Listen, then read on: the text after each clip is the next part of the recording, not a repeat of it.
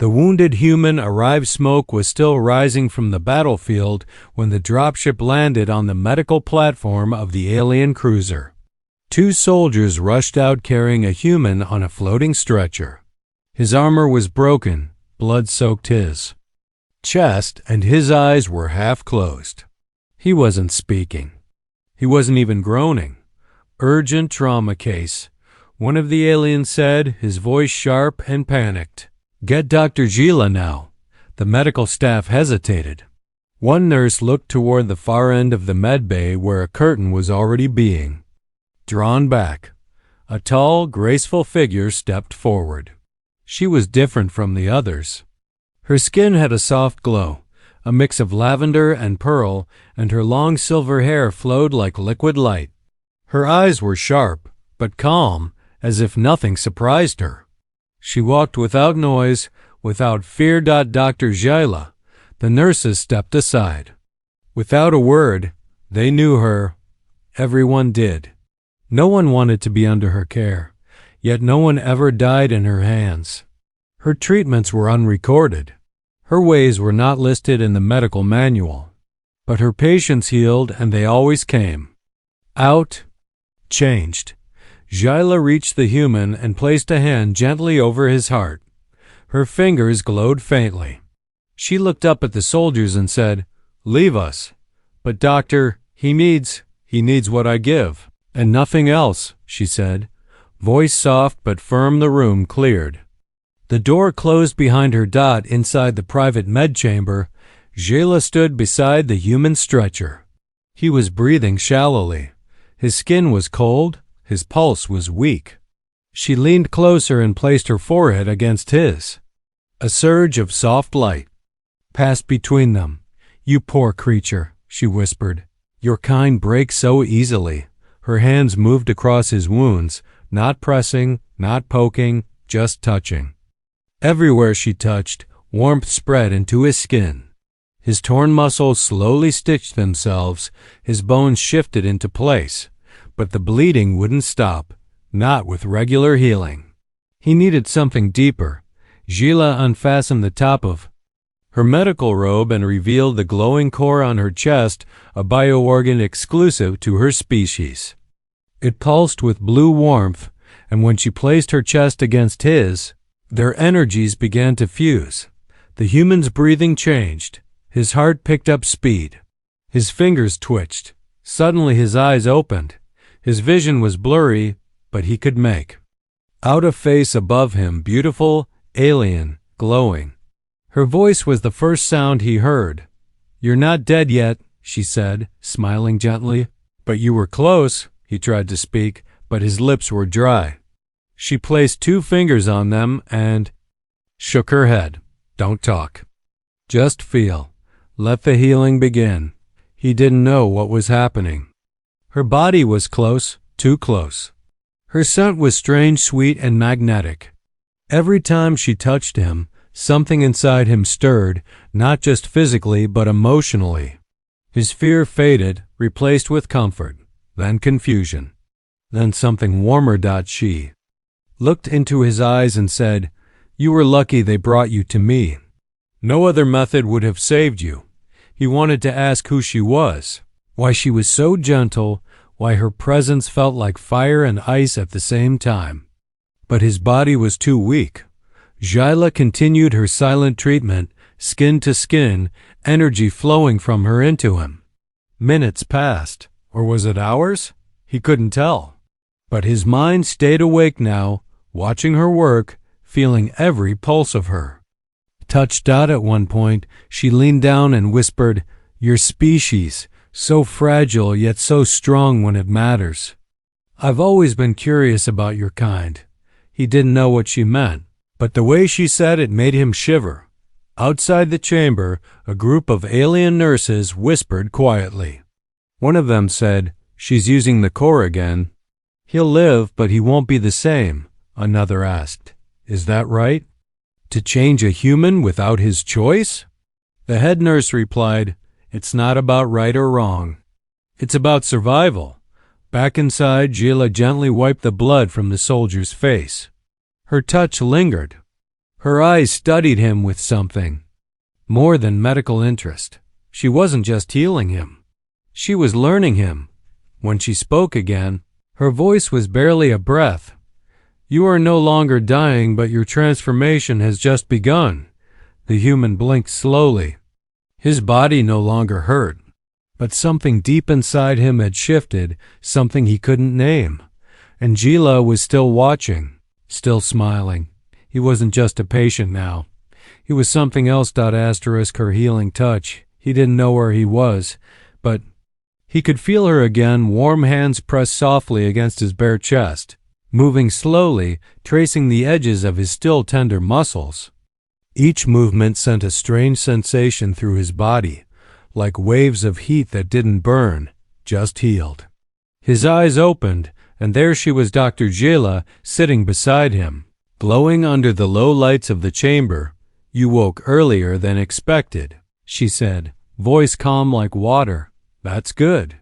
It means your body is starting to accept the transfer. He blinked slowly, trying to speak, but his voice cracked. Jila leaned forward and gently placed a glowing drop of liquid on his lips. The taste was sweet, like honey mixed with something he couldn't name. Almost instantly, his throat loosened. Are you? He whispered. She smiled as she leaned in closer. Your healer. For now. But maybe more if your body continues to respond this way. He tried to sit up, but her hand pushed him back, not with force, but with a strange grace that felt like both command and care. Don't move. The connection isn't stable yet. She said, Connection? Jila didn't answer with words. Instead, she placed both hands flat on his chest. Her palms glowed blue, and warmth rushed into him again. His spine arched slightly from the heat, but there was no pain, just pressure. Slow and steady, spreading through every nerve. She leaned close to his ear and whispered, This treatment is forbidden in your military records. They wouldn't understand it. But it's the only way your kind survives trauma this deep. He stared at her, chest rising fast. Her face was soft, elegant, unshaken by fear or doubt. She was calm, but her touch was too intimate, too precise, like she knew everything about him already. His thoughts were clouded. Her scent filled his lungs. You're using your body to heal me, he said. Yes, she replied without hesitation. My skin carries living nanofibers that respond to your cells. But they must be guided. Touch is required. Not just physical, but emotional. He didn't understand it all, but the way his wounds closed beneath her hands, the way his heartbeat synced with hers, it didn't feel like regular medicine. It felt like magic. Or maybe something more ancient. Outside the chamber, no one dared enter. The guards on duty didn't even look toward the curtains. Everyone had heard rumors about what happened inside. Some called it seduction. Others called it rebirth. But no one could explain how a soldier near death walked out healthier and stranger than before inside. Jila moved her hands to his sides, then lower, her fingertips tracing patterns that made his skin tingle. His pulse raced. You're reacting, she said softly. That's a good sign. Your nervous system is firing. But don't mistake it for desire. This is survival. Attraction is just the side effect. He swallowed hard. His body didn't feel like it was just healing. It was waking up in ways he hadn't felt in years. She placed her forehead against his once more. This time, the energy surge was stronger. His eyes fluttered. His skin glowed faintly for a few seconds. You've taken in more than I expected, she said, almost to herself. That means I'll have to go deeper next time. He grabbed her wrist weakly and said, What does that mean? Deeper how? Jila paused. Her gaze locked onto his, and for the first time, she didn't smile. It means your body might not stay fully human. You were dying. I gave you life, but now part of me is inside you. You'll feel things you've never felt, cravings, emotions, abilities, and some of them won't belong to your kind. He froze, still holding her wrist. Are you saying I'm turning into ... one of you? Not fully, she said, but enough to live. Enough to change everything. She slowly removed his hand and placed it over his own heart. Feel that? That beat isn't just yours now. It's shared. That's why I must continue the treatments. If I stop, your body will reject both parts, and you'll die faster than before. He looked into her eyes. There was no deception, no fear. Just truth. Beautiful, glowing, dangerous truth. For a long moment, he lay silent, feeling the rhythm of his new heart. Then he whispered, "So what now?" Jyla stood up, adjusted her robe, and turned back to him with a calm expression. Now we begin the second phase. And this time, your mind comes with us.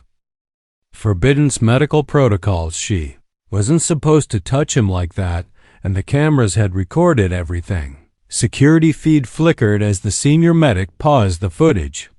On screen, Dr. Jyla was leaning over the human soldier, chest to chest, body pressed so close it almost looked like something else entirely, but it wasn't passion, it was protocol. At least, that's what she had claimed. The head of Alien Medical Command stepped forward. That's not healing, that's something else. Another officer replied, We have no files on this technique.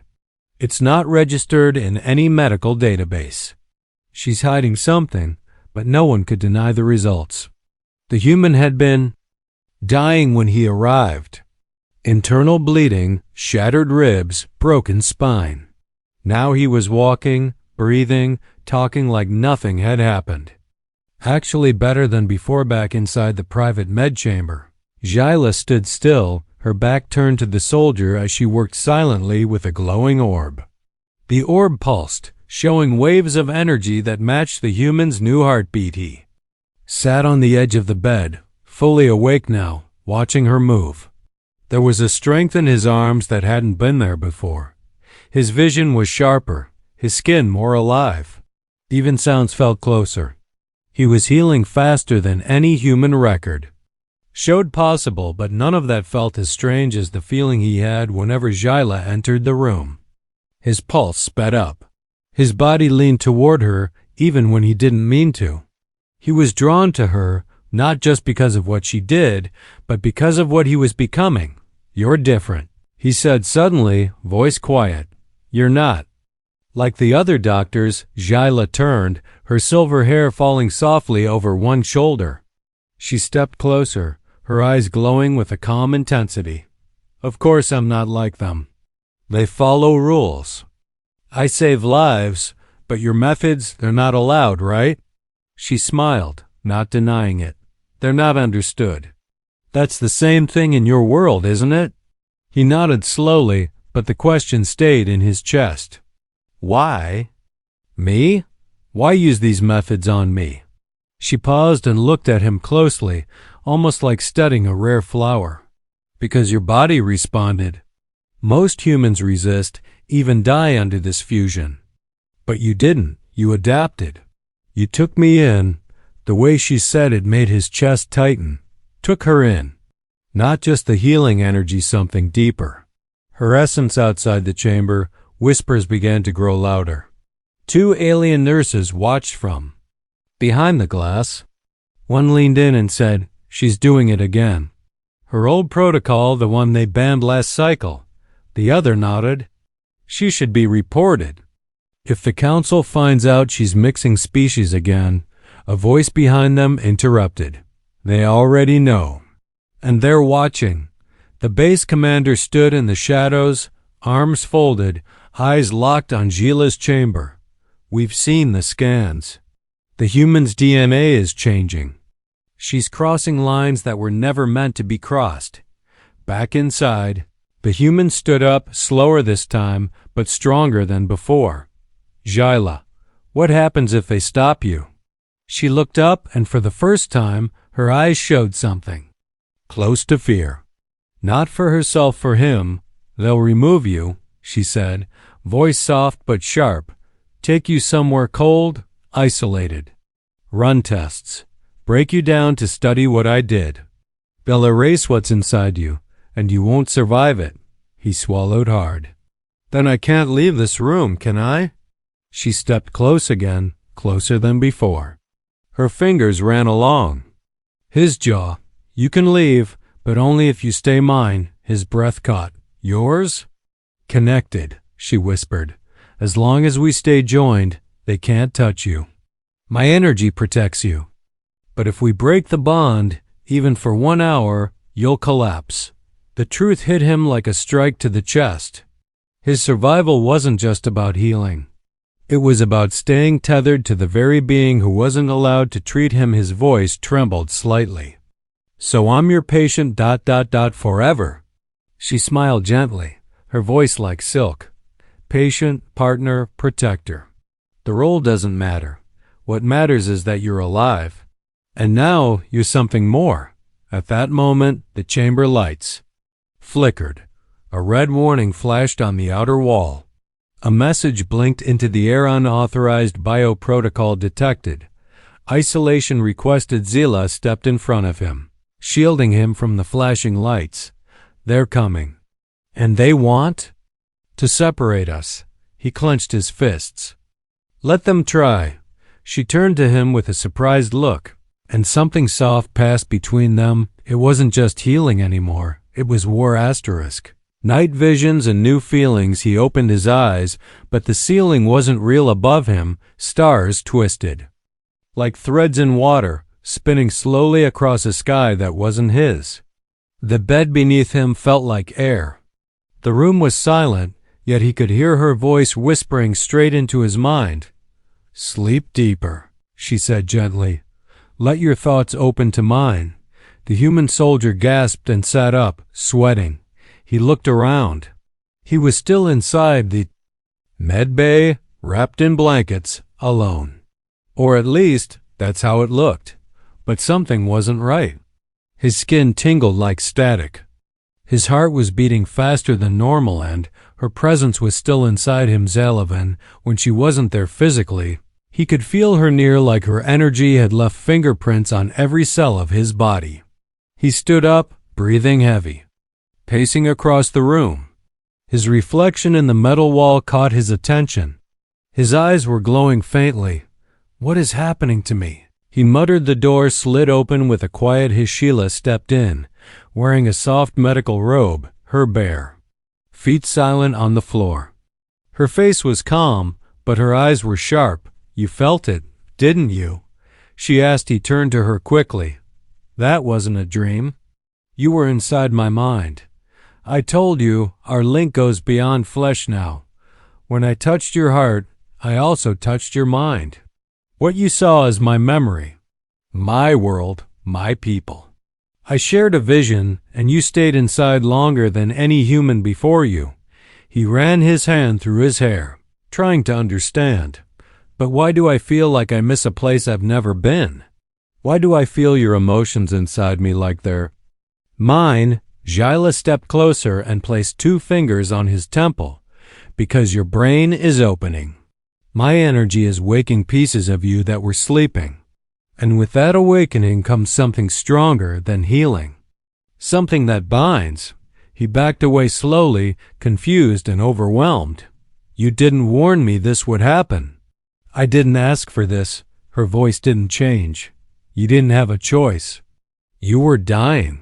If I followed standard medicine, you'd be gone. What I gave you was life. But life always asks for something in return." He turned toward the mirror again. His breathing slowed. His skin shimmered faintly under the lights. He didn't just look healthy, he looked powerful. Stronger than before. Younger. More alive, but inside his chest, he felt an ache he couldn't explain. A deep need to be near her. A hunger, not just for her body, but for her presence, her voice, her energy. "I can't tell what's real anymore," he whispered. "Is this love, or just part of your treatment?" She stepped behind him, her fingers brushing down his back. "That's the question, isn't it? What if it's both?" He closed his eyes, breathing her in. His body responded to her touch instantly. His skin burned with warmth. His mind swirled with feelings that didn't belong to him. "I see visions when I sleep now," he said. "I see your planet. I see strange blue rivers, glowing forests, cities that breathe. I wake up missing it like I lived there." "You did," she said, voice barely a breath. "Through me. You carry pieces of it now." Just then, the door alarm buzzed. A nurse entered, eyes wide with fear. "Dr. Zyla, he's triggering the memory channel again. This time it's single quotes S. stronger. The other patients can feel it. Some are having nightmares. Some can't sleep." Zyla narrowed her eyes.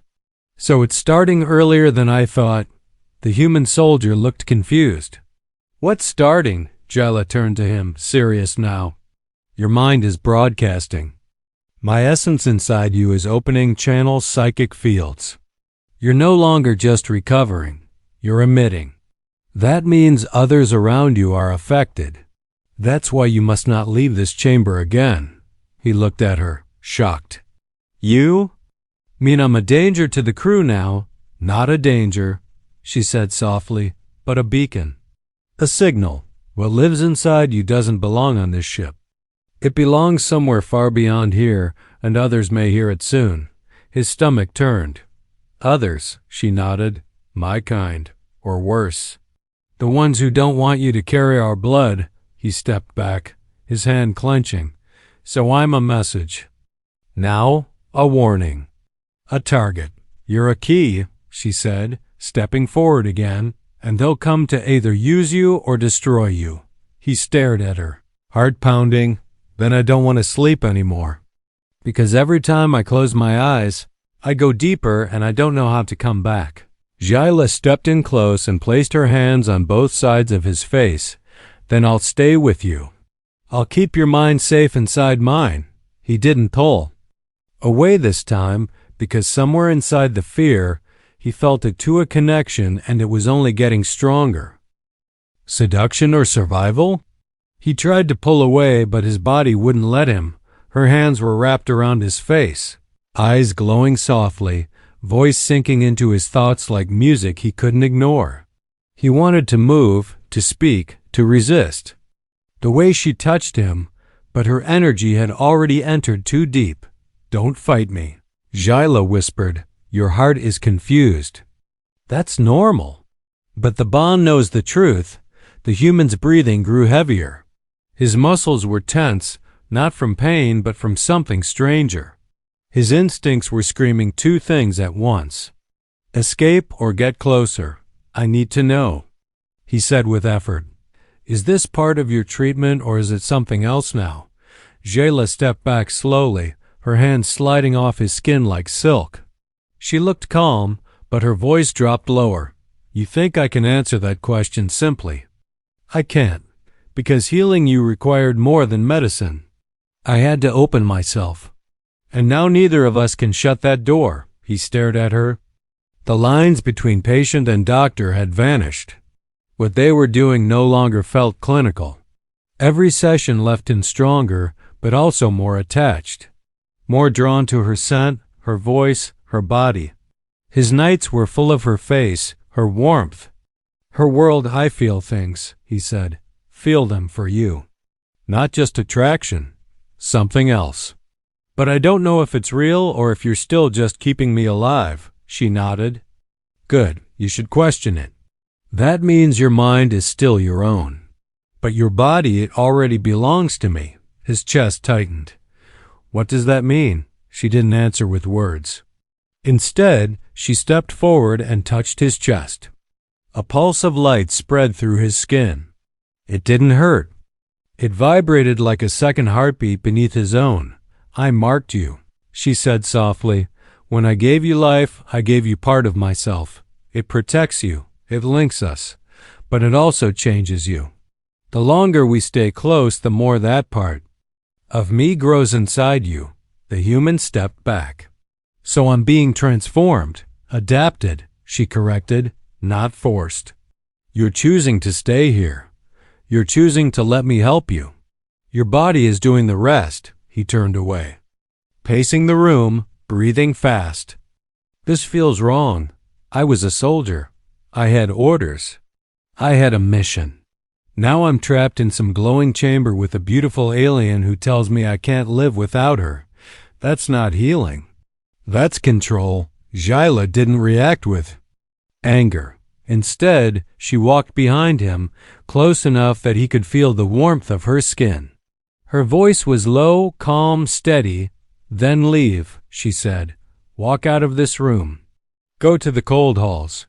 Let them take blood samples. Let them strap you to a machine and try to guess what I did to save you. He turned around sharply. I didn't say I wanted that. She stepped even closer, now just inches away. No, you didn't. Because your heart already knows what your words refuse to say. You're afraid, but not of me. You're afraid of what you're becoming. He looked at her, really looked at her. The way her skin shimmered with soft light. The way her eyes held not just intelligence, but something deeper. Something ancient. She wasn't lying. She wasn't manipulating, she was surviving. And offering him the same chance. Why me? He asked again, voice softer this time. Why did you choose me for this bond? Jyla reached out, placed her hand over his again, and guided it to her chest right where her energy core glowed. Because your will was still strong, even while your body was broken. Most humans would have faded, but you held on. You didn't surrender. I saw fire in you. And I wanted to see what it could become when mixed with my kind. He could feel her pulse through his fingertips. It matched his own. A perfect rhythm. One heartbeat between two species, he spoke slowly, almost scared of the answer. Is this survival or seduction? Jyla looked into his eyes. Why can't it be both? His breath caught, he leaned in without thinking. Her lips hovered near his, but she didn't kiss him. Not yet. This moment, she said, is not part of your recovery. This is your choice. If you cross it, you won't go back to being the same. His voice shook. Was I ever the same since the day you touched me? She didn't answer, she didn't need to, because in that silent moment, with energy pulsing between their skin, the truth was already clear. He wasn't just being healed, he was being rewritten. The soldier's mutation. He stared into the mirror, and what stared back wasn't him. His skin was smoother, faintly glowing under the light like a soft layer of energy just beneath the surface. The veins in his arms had turned slightly blue, not from blood loss, but from something new moving through him. His eyes, once dark brown, now shimmered with a silver hue. But it was his chest that made him freeze, just below his collarbone. A faint circular mark pulsed with light, like a second heartbeat echoing through his skin. The bond, he touched it slowly. It was warm, almost alive. As he pressed harder, a wave of dizziness hit him, and a vision flashed through his mind. Jyla, standing beneath glowing trees on a world with no name, reaching toward him through a sea of stars he stepped back from. The mirror shaking. I'm not a soldier anymore, he whispered. I'm something else now. The door behind him slid open, and Jyla stepped in with no sound, her robe flowing around her like mist. She looked at him carefully, not speaking. Her eyes scanned the change in his body, the shimmer in his skin, the glowing mark. Then she nodded slowly. It's happening, she said. The merge has passed stage 2. He turned toward her, fists clenched. You said I'd survive. You never said I'd become. This, I said you'd live, she answered calmly. I never promised you'd stay the same. You were already broken. This is rebirth. He stepped forward, anger rising. Then why does it feel like you stole something from me? She didn't back away. I didn't steal anything. I gave. I shared. What you feel now is not loss. It's expansion. Your body is learning what it means to be more than human. His voice dropped. And what if I didn't want that? Jyla walked past him, stopping near the observation panel. Then you would have died. And I would have watched another good soul vanish into a war that doesn't care who wins. But you fought, even unconscious, even fading. You refused to let go. That's why the bond worked. That's why it grew outside. The chamber, alarms had gone off. A team of officers stood in a glass control room, watching the readings on the screen. One of them pointed. His vitals are off the charts. That mark on his chest, it's mimicking alien core signals. He's not just bonded to her. He's becoming her. Another officer shook her head. This breaks every protocol in the human allied treaty. No soldier is allowed to be altered genetically without consent. A third officer replied, what if he did consent and just didn't realize what it meant? Back inside. The human backed away from Jayla, now breathing fast. I feel strong but wrong. My thoughts jump. My muscles don't tire. I can see in the dark. I hear things I shouldn't hear. That's not healing. That's mutation, Jayla nodded. Then use it.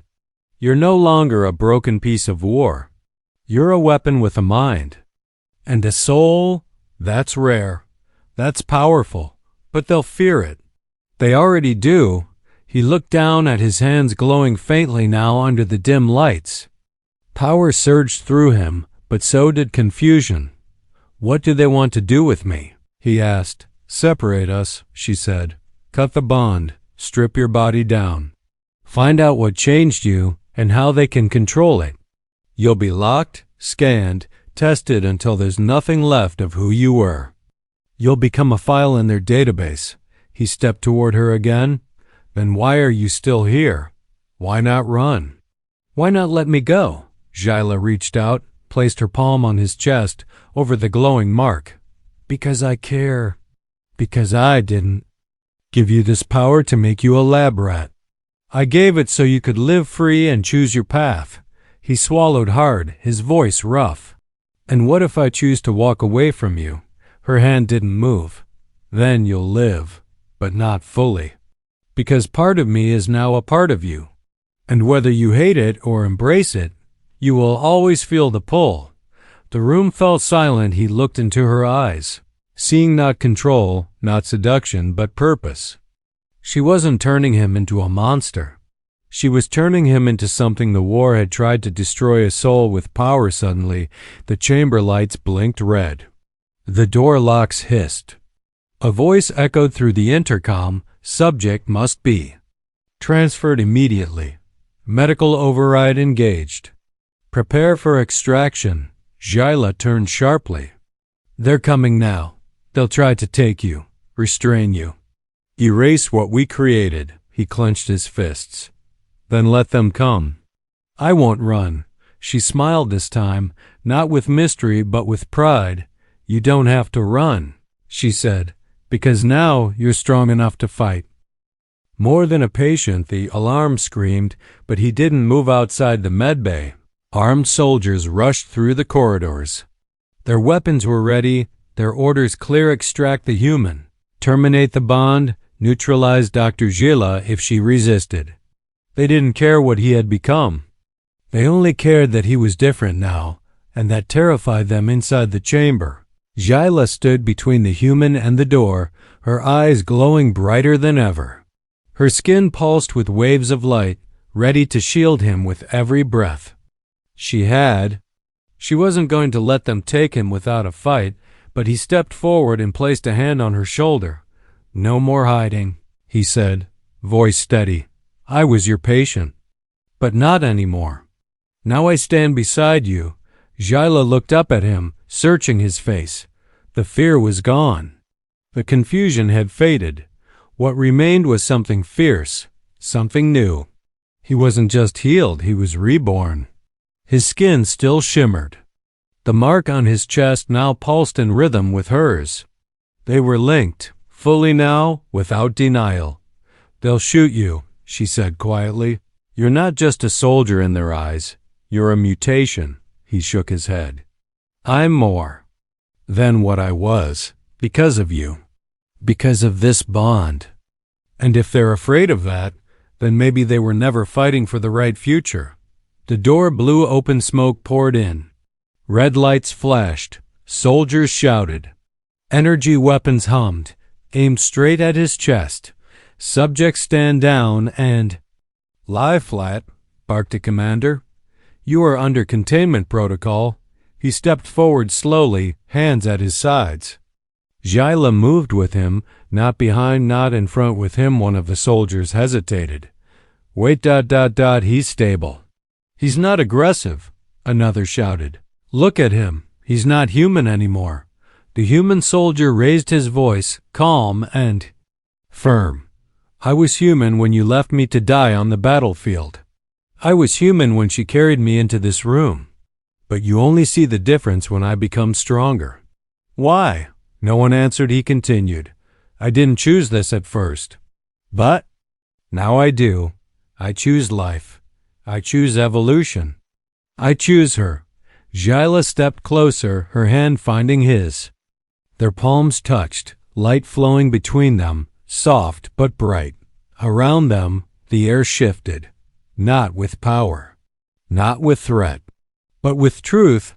The soldiers lowered their weapons slowly. The commander raised a hand, stopping them. You were supposed to be a casualty. Instead, you became something else. I became myself, he said. The version war never gave me time to find.